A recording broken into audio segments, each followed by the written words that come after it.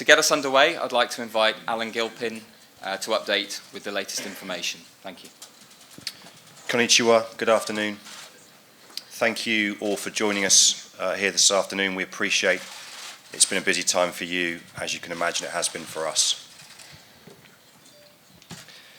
After extensive evaluation of the latest detailed weather information, we are today confirming adjustments to this weekend's Rugby World Cup 2019 match schedule as a result of the predicted significant impact of Typhoon Hagibis. This includes, regrettably, the decision to cancel matches on safety grounds. Based on this morning's information from our independent weather experts, Hagibis is predicted to be the biggest typhoon of the 2019 season and is highly likely to cause considerable disruption in the Tokyo, Yokohama and City of Toyota areas throughout Saturday, including likely public transport shutdown and disruption.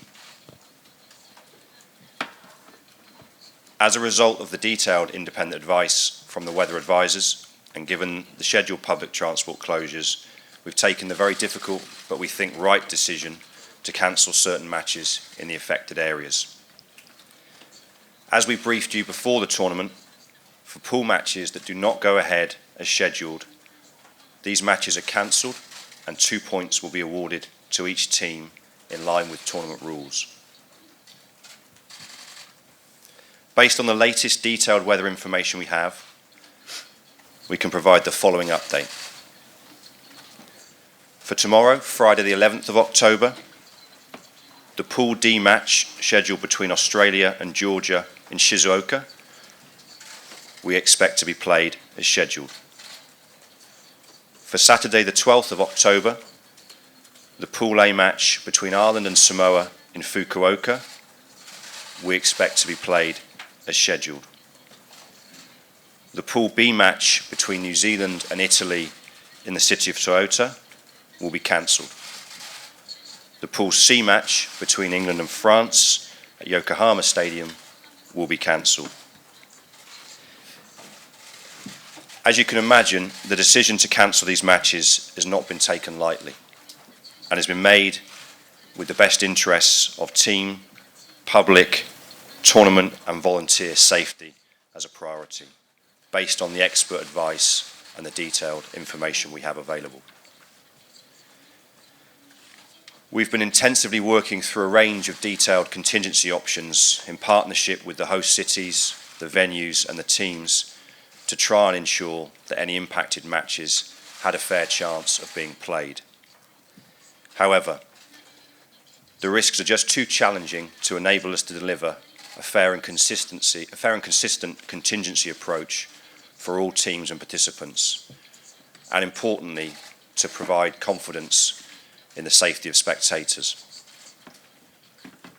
All fans with tickets to those cancelled matches will receive a full refund.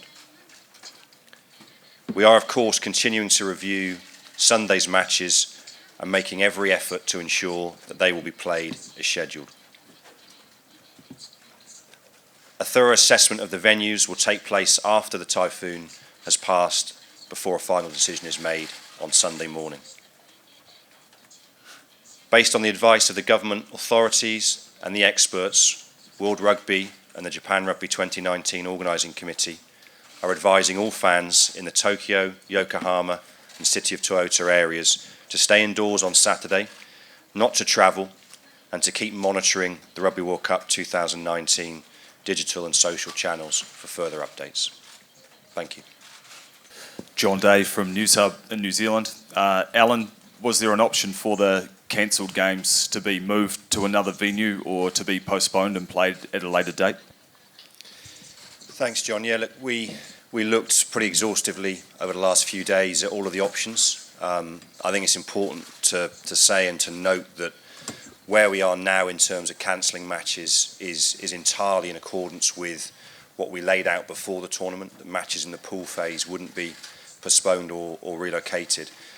As we looked at maybe making exceptions to that, what became clear is that doing that on the scale of this final weekend with so many matches involved, potentially by being impacted, so many teams to move around the country to do that, and also being able to deliver safely plans to exit 12 teams from Japan after the pool phase. We couldn't guarantee consistent contingency plans across those games safely for all of the teams and the fans involved, and that's why reluctantly we had to come to the decision that if we can't do that consistently for all of the matches impacted, we shouldn't be looking at doing it for any of them.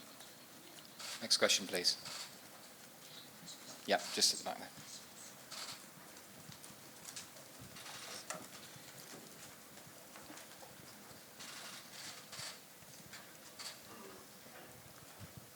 James Cole, Sky News. Given that you're hosting a World Cup in Typhoon season, any regrets given what's happened here? And are there questions now as to whether you have robust enough contingencies? Yeah, thanks, James. No regrets at all. I think what you've all seen over the last 3 weeks absolutely, in every respect, vindicates the right decision to be here hosting a World Cup in Japan. Incredible tournament on and off the field. We always knew there were going to be risks. It's rare for a typhoon of this magnitude to cause this impact this late in the typhoon season. We had robust plans, and as I say, the plans that we're implementing now are in accordance with our plans for the pool phase. We have a different set of contingencies for the knockout phase, and whilst it's regrettable, we've made, we believe, the right decision with everyone's safety as the priority.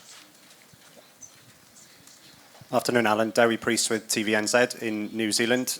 Do cancelled games, or these two and the ones tomorrow, risk undermining the last 8 remaining teams in the competition and the competition going forward?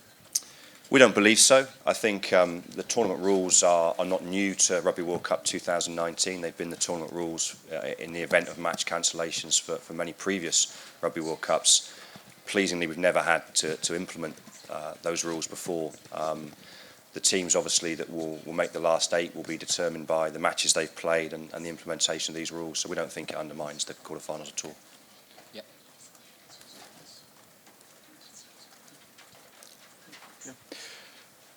Hi, sorry, Andy Swiss from BBC News. You mentioned that you would review the conditions on Sunday for the Japan-Scotland game.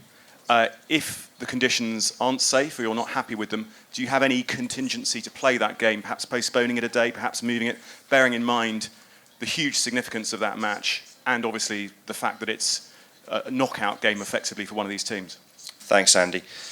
We've looked again at the potential to apply some kind of consistent contingency plan across all the games that could be affected this weekend. And again, it's important that we treat all those matches consistently and fairly. I think it's important to remember Italy are in exactly the same position that Scotland are in. The Japan-Scotland game clearly is a huge match. We'd love to be playing that game.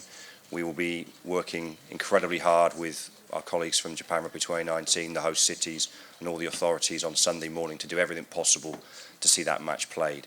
But we won't treat that match, if it can't be played, any differently to the other matches. Alan, Alex Blink from The Mirror. With hindsight, is it a mistake not to have built more flexibility into the schedule to allow for this sort of eventuality? Thanks, Alex. I don't think so. The schedule, as you know, for Rugby World Cup is a complex beast in its own right, very challenging, 40 pool matches in 4 weeks. Add to that the geography that we have in Japan and the movements, across not just the 12 host cities, but 50 team camps and team hotels. So there is very little flexibility that exists in a Rugby World Cup match schedule as a result, and that's why the tournament rules are as they are.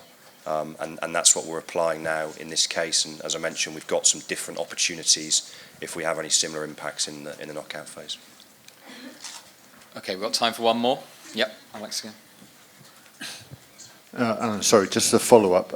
Did all the teams sign up to this beforehand, so you're not worried about, say, for example, Italy, who could still mathematically qualify? You're not worried about kind of legal implications or anything else as a result? No, all the teams sign up to the participation agreement for the tournament. They're well aware of the tournament rules, and therefore, no, that's not a concern for us.